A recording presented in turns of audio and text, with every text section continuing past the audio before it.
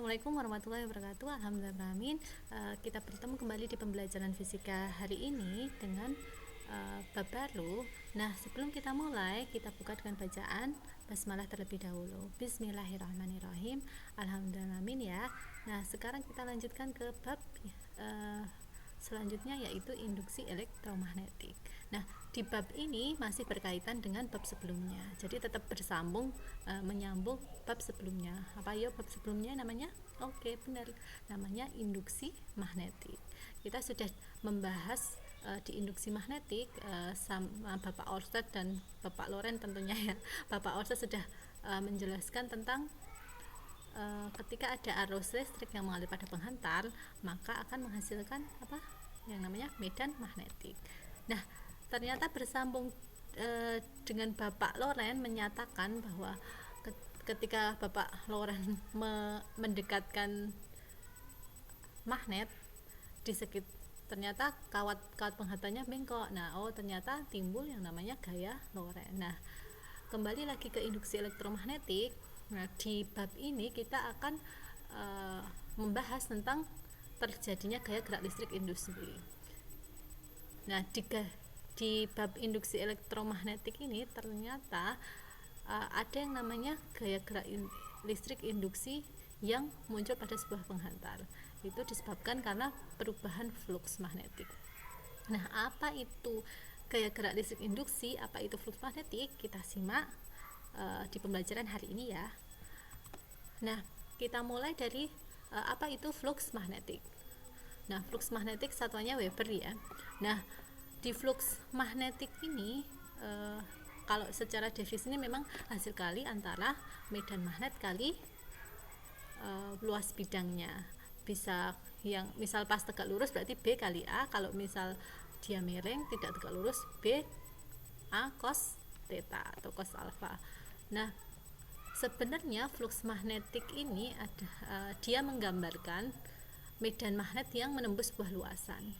Jadi kalau sebelum bab ini kita belajar tentang bagaimana menggambarkan medan magnet dengan garis-garis gaya magnet atau garis-garis medan magnet itu ya, yang dulu itu yang gambar-gambar.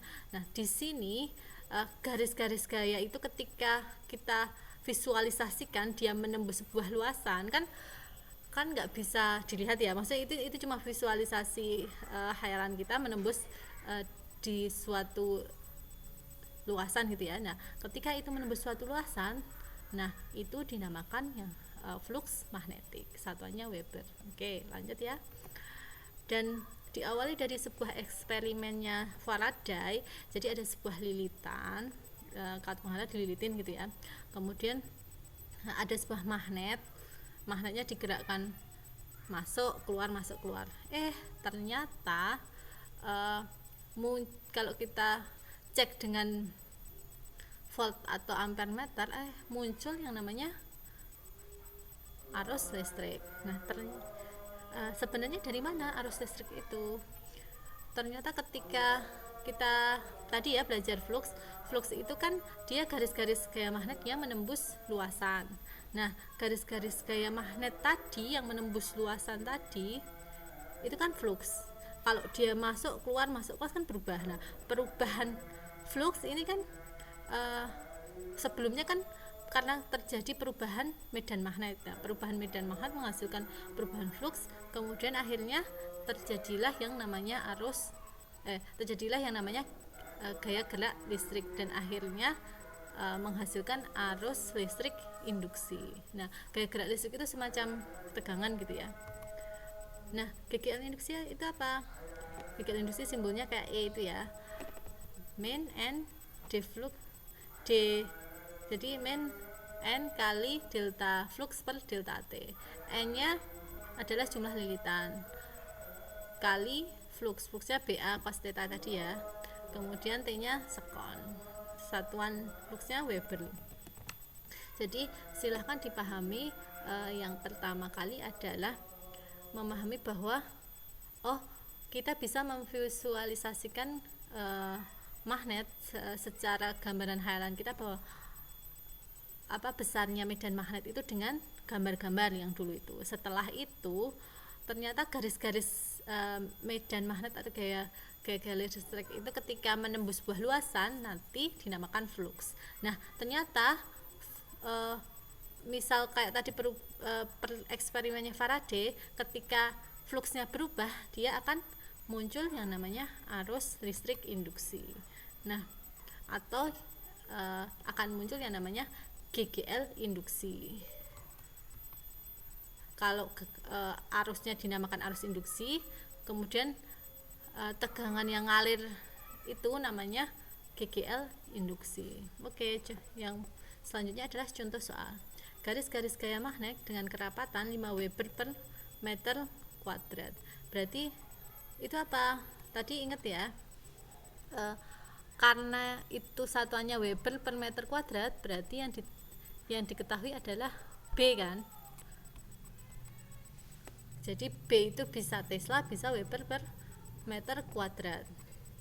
Nah, 5 itu adalah B, kemudian menembus bidang 20 cm kuadrat. Berarti A-nya berapa? 20. Dijadikan apa? Meter dulu ya.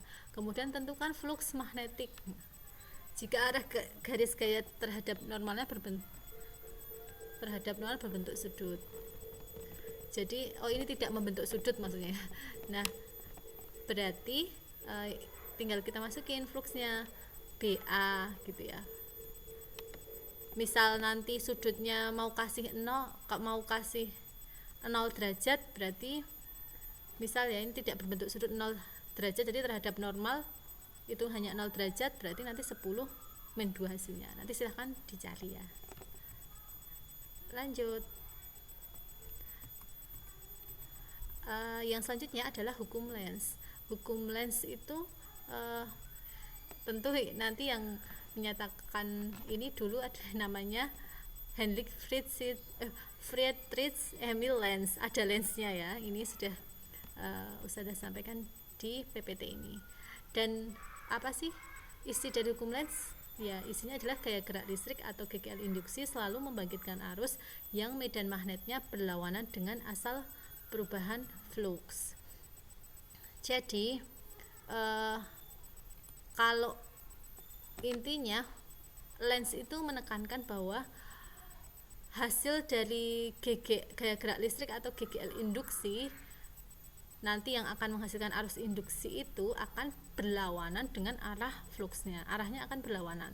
Makanya di rumus tadi GGL induksi itu ada tanda negatifnya. Jadi itu menekan.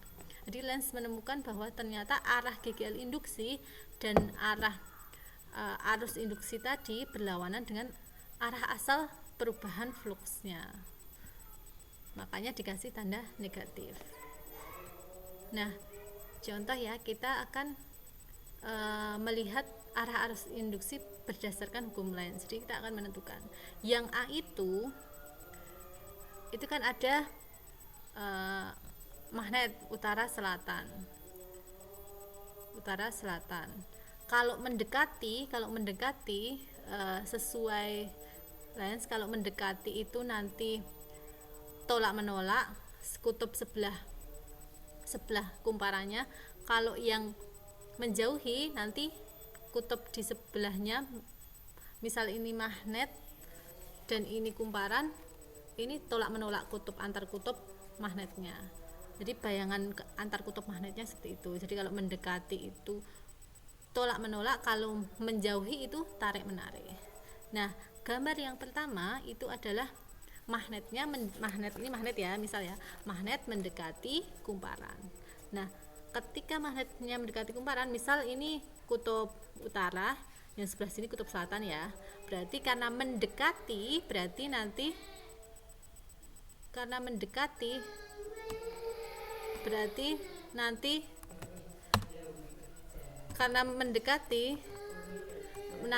akan ini ya, karena mendekati gitu kan, berarti utara, karena ini tadi kan utara, berarti nanti di sini kan tarik menarik kan, tolak menolak, berarti sama-sama utara. Kalau misalnya ini selatan, misal yang selatan akan dimasukkan, berarti ini nanti yang selatan. Oke, kembali lagi ya, kita misalkan ini utara, ini selatan, berarti